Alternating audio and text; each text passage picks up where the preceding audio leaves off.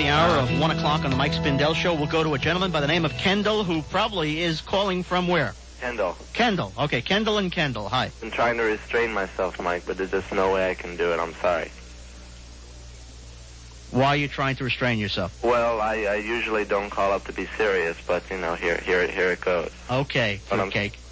I was listening to from about the 11 o'clock hour, and I just have a few comments. As far as you are concerned about you imitating, a lot of people that I speak to, and they are in the business, say that you are trying to, you know, imitate Neil, bits and pieces of other people, which I can understand why, because, you know, you're in it, you want to keep your job.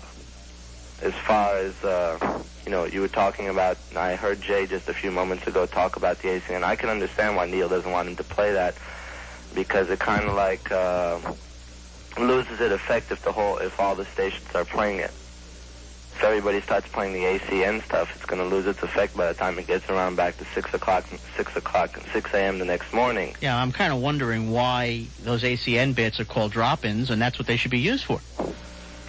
Yeah, but when you have the whole station, the AM and the FM, everybody playing it, it loses it. It loses. Oh yeah, well, I agree with you. Absolutely. I think we said that.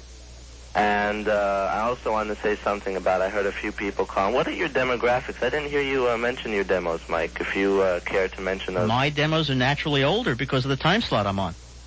You're blaming this on the time slot? Absolutely. You show me any Sunday morning program from 10 to 2 that has 25 to 54 and doing a talk show, and I will gladly leave the air. When Neil's demos back when he was doing the Saturdays, or what's the difference between a Saturday and a Sunday? Hang on, let me get them. While we're talking, you obviously are aware of what's happening at WKAT. Yeah, I think that's wonderful, and I think that Howard Bremer, and I know for a fact that Howard is leaving Jack McDermott messages all day at WVCG, so he wants to change it back to the big man, and I think that's what's deserved of Bremer and the entourage over there, because they are such morons, and that's a whole other thing. The last thing I want to mention is about the program. I'm not going to mention Mark Hune's name, but it's everybody in all of AM. I was talking to somebody this weekend about how these people get to the position they are, and it's kind of obvious. The people who don't want to be bothered by all the BS of radio and programming just get out of the business, and then you have the not so good people left behind, or who are like Mark or maybe Mike Anthony, and some people like Lee Fowler, who somehow managed to rise to the top. And as you see, many of them have been proven to mess up. The only people I respect, who program. Back when Neil was programming WNWS, that was an excellent station, and Bill Tanner from 96. Except for that, I don't think there's anybody that really knows what they're doing. And it's also a shame, as far as Bill Calder is concerned, a lot of people are mentioning him, is that some of these people who, take for example, Dennis Collins from WNWS, they talked to Bill before he went to IOD. He turned them down, and now they're upset that they made a mistake, and they don't have the guts to say, "Look, we made a mistake. Please come work for us."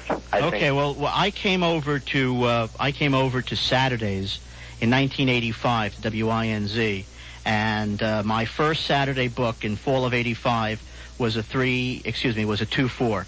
Neil on Sunday, because Neil used to be on Sundays, did a 3-3. Neil then went over in winter of '86 to Saturdays, and he did between 2-4s and 3-6s. And then, of course, we had some giant, incredible numbers in fall of '86. That's total 12+. Now, his demographics, I don't know. I don't have them with me. But I'll be willing to tell you that when you work on the weekend, when you work on a Sunday program, naturally your demographics skew a lot higher than during the week. And you know it. Yeah. Well, I don't think that's correct of you, blaming, your time slot on, what... No, I'm not. I can't. How could I blame my time slot? I mean, if I didn't want to work here at this time slot, I would be, I would be gone. There are a lot of other things that have been offered to me and different times, but the point is I like Sunday morning. It's the fact that I am trying to change Sunday morning into something that it hasn't been, and it has not been for young people, although if you've been listening today, you've heard a lot of younger callers calling in, so maybe it's working. Maybe it is. I guess, only time and the ratings will tell, and, that's besides the point. I just wanted to get... the 2 cents about it. But I wish that some of these PDs, you know, would admit to their mistakes, you know, like, for example, KAT, you know, admit that you made a mistake, that you messed up by changing the format, and go back to what it was before.